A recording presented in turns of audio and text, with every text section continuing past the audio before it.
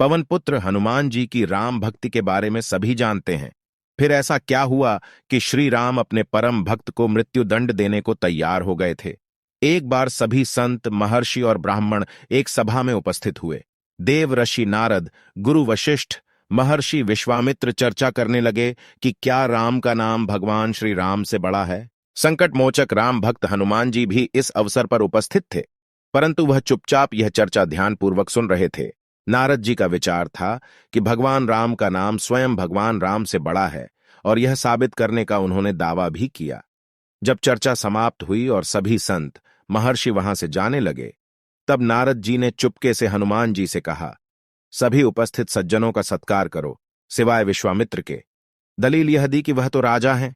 पवन पुत्र ने बारी बारी से सभी का अभिनंदन किया, पर नारद जी ने जैसा समझाया था, विश्वामित्र जी को जानबूझकर अनदेखा कर दिया। अपना अपमान देखकर महर्षि विश्वामित्र क्रोधित हो गए और गुस्से से तिलमला उठे। तब उन्होंने हनुमान जी को मृत्युदंड देने का श्री राम से वचन ले लिया, क्योंकि वह भगवान श्री राम के गुरु थे। हनुमान जी से भगवान राम बहुत प्रेम करते थे। यह सोचकर कि गुरु आज्ञा न टल जाए, इसलिए श्री राम ने अपने प्रिय भक्त को मृत्युदंड देने का निश्चय कर लिया। राम भक्त हनुमान जी को जब पता चला कि श्री राम उन्हें मारने चले आ रहे हैं, तो वह कुछ समझ नहीं पाए। तब महर्षि नारद ने उन्हें राम नाम जपने की सलाह दी। हनुमान श्री राम का जाप करने लगे। राम धुन लगते ही वह गहरे ध्यान में लीन हो गए। श्री राम ने अपने प्रिय भक्त पर आक्रमण हेतु तीर चलाने आरंभ किए। रामधुन में लीन हनुमान जी का वे तीर कुछ न बिगाड़ सके। कई अस्त्र शस्त्र भी चलाए, परंतु वे भी बेअसर रहे। जब श्री राम ने यह देखा तो असमंजस में पड़ गए।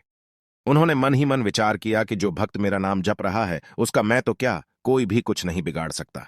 उनके बरसते अस्त्र शस्त्र, तीर सब विफल हो रहे थे। उधर उन्होंने अपने गुरु विश्वामित्र के वचनों का पालन भी करना था।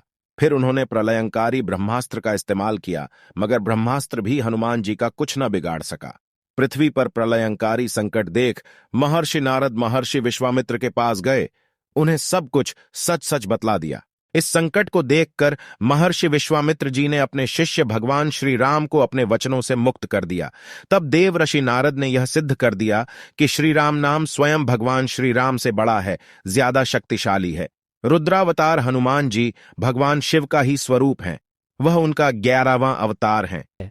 अगर आप भी श्री राम के भक्त हैं तो कमेंट में जय श्री राम लिखें।